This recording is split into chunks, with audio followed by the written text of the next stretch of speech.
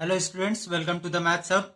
इस चैनल में हम लोग एनसीईआरटी के मैथ्स का सॉल्यूशन बनाते हैं, जिसमें से आज हम लोग बनाने वाले हैं क्लास 10 के एक्सरसाइज 6.3 का क्वेश्चन नंबर 15।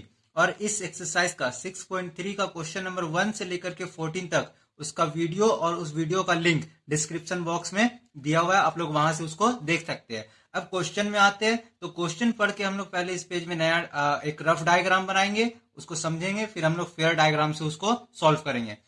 तो क्वेश्चन में बोला गया a vertical pole of length 6 metre. तो एक वर्टिकल पोल बना लेते हैं। ये वर्टिकल पोल बन गया 6 मीटर का। ठीक है। Cast a shadow 4 metre long. अब ये एक जो शैडो बना रहा है यहां से लेकर के यहां तक, तो ये वाला जो शैडो बन रहा है वो 4 मीटर का है। ये एक वर्टिकल पोल है, इसको ए और बी नाम दे देते हैं, और यहाँ पे सी, और बी और सी क्या हो गया, इसका शैडो हो गया। ठीक है।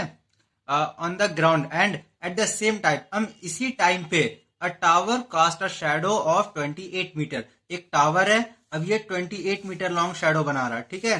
तो यहां से एक टावर ले लेते हैं ऐसे करके लंबा सा, क्योंकि इसका शैडो लंबा है। ठीक है, 28 मीटर का और इसका शैडो 4 मीटर का है। तो ऑफकोर्स जो ये होगा टावर होगा वो ज्यादा लंबा होगा।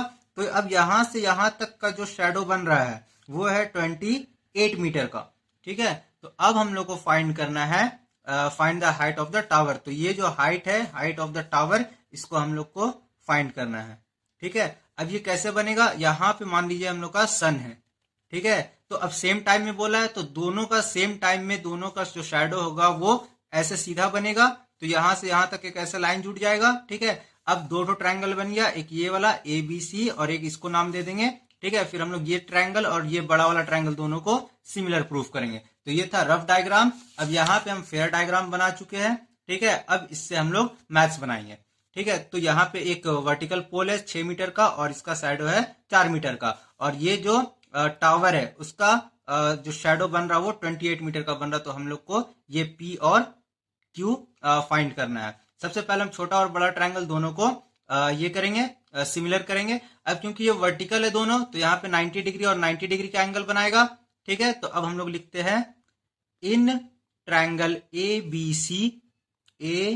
सी and triangle P Q C, triangle A B C में और पी क्यू सी में angle B is equal to angle Q, क्योंकि ये बोथ 90 डिग्री हो जाएगा। अब इस ए बी सी में एंगल ए सी बी, ये वाला एंगल आ रहा है, यानी कि एंगल सी आ रहा है, और इस बड़े वाले ट्रायंगल में भी एंगल सी आ रहा है। ठीक है। तो ये दोनों क्या हो गया, कॉमन हो गया। तो यहाँ पे लिख देते हैं कॉमन। अब क्या हो गया कि दोनों ट्रायंगल जो है वो सिमिलर हो गया। Therefore triangle A B C similar to triangle P Q C by A. अब क्योंकि दोनों ट्रायंगल क्या हो गया, सिमिलर हो गया, इसलिए दोनों का जो साइड होगा और उसका प्रोपोर्शन होगा वो सेम होगा। तो A B by P Q हो जाएगा। इसको लिखेंगे A B by P Q, और ये इक्वल हो जाएगा B C by Q C के। तो यहाँ पे लिख देंगे B C by Q C. तो ए बी के जगह पे हम लोग लिखेंगे 6 मीटर, क्योंकि ए बी कितना है, 6 है, और पी क्यू हम लोग को फाइंड करना है। तो पी क्यू के जगह पे पी क्यू लिख देंगे, और बी सी के जगह पे लिखेंगे 4 सेंटीमीटर, 4 मीटर। बी से लेकर सी तक कितना है, 4 है, तो यहाँ पे 4 लिखेंगे, और क्यू से लेकर के सी तक लिखेंगे 28। पूरा कितना है, 28। अब इसको क्या करेंगे हम लोग, क्रॉस मल्टीप्लाई करेंगे। तो 6 इंटू 28 हो जाएगा। 6 into 28 is equal to 4 into P Q. अब ये 4 पी क्यू को हम लोग इधर लिख देंगे। 4 into P Q is equal to 6 into 28। इसी को और आगे यहीं पे बना लेते हैं। तो ये हो जाएगा P Q is equal to 6 into 28 upon 4। ये वाला 4 इक्वल, ये वाला 4 इक्वल इधर मल्टीप्लाई में था, इधर आकर के डिवाइड में हो गया। अब इसको काटेंगे। ठीक है। 4 1 जा 4, 4 7 जा 28। तो पी क्यू आ गया 6 इंटू 7, दैट इज 6 7 जा 42 मीटर, और ये हम लोग का फाइनल आंसर हो गया। इसी का क्वेश्चन नंबर 16 बना रहे हैं हम लोग, जिसमें डायग्राम दिया हुआ और क्वेश्चन दिया हुआ है। इसको हम लोग समझते हैं। If AD and PM are median of triangle ABC and PQ R. तो दो ट्रायंगल है, एक ट्रायंगल है एबीसी जिसका मीडियन एडी है, एबीसी ट्रायंगल है और इसका मीडियन एडी है। फिर एक और ट्रायंगल है पीक्यू आर और उसका मीडियन पीएम है, इसका मीडियन पीएम है। Respectively where triangle ABC similar to triangle PQR. ABC और पीक्यूआर दोनों सिमिलर है, ये गिवन है। तो एबीसी ये पूरा ट्रायंगल और पीक्यूआर दोनों ट्रायंगल क्या है, सिमिलर है। तो जो गिवन है उसको यहाँ पे लिख लेते हैं, triangle ABC similar to triangle PQR। It means इसका तीनों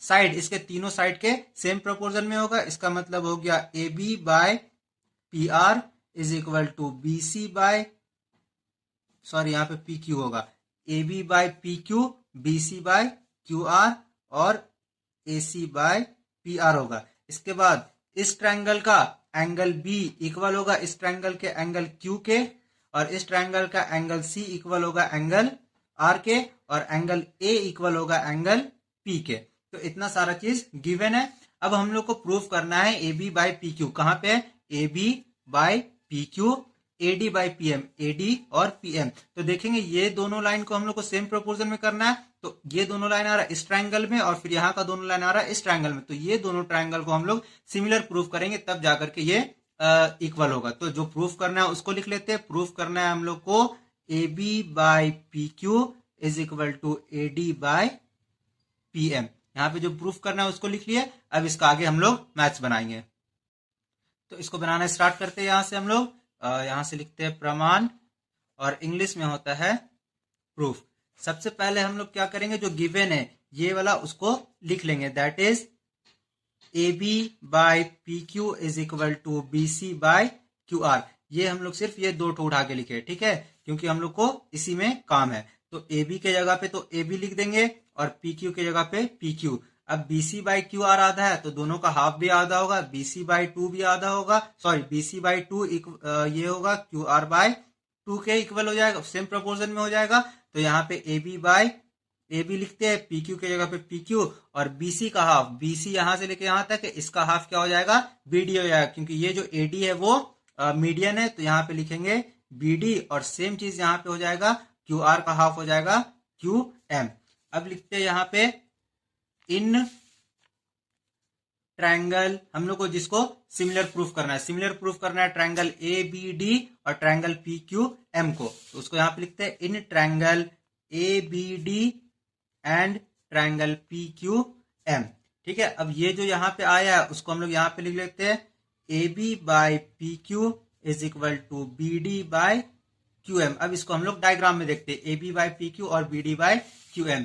तो AB बाय PQ और BD बाय QM, तो ये और ये तो ये दोनों सेम प्रोपोर्शन में हो गया। और इसके बाद यहाँ पे एंगल B और एंगल Q दोनों इक्वल था, ये तो गिवन है। तो यहाँ पे angle B is equal to angle Q कर देते हैं। यहाँ का एंगल B और यहाँ का एंगल Q दोनों इक्वल हो गया, इसलिए देयरफॉर क्या हो जाएगा, दोनों ट्रायंगल सिमिलर हो जाएगा। इसलिए therefore triangle ABD similar to triangle PQM by SAS से। अब क्योंकि ये लोग सिमिलर हो गया, दोनों ट्रायंगल क्या हो गया, सिमिलर हो गया, इसलिए ये दोनों का क्या हो जाएगा, जो ये है AB by PQ, AB by PQ similar हो जाएगा AD बाय PM के, क्योंकि ये दोनों ट्रायंगल क्या हो गया, सिमिलर हो गया। तो इसका कॉरेस्पॉन्डिंग जो पार्ट होता है, सॉरी साइड जो होता है वो सेम प्रोपोर्शन में हो जाता है। तो यहाँ पे लिखेंगे AB by PQ is equal to AD by PM।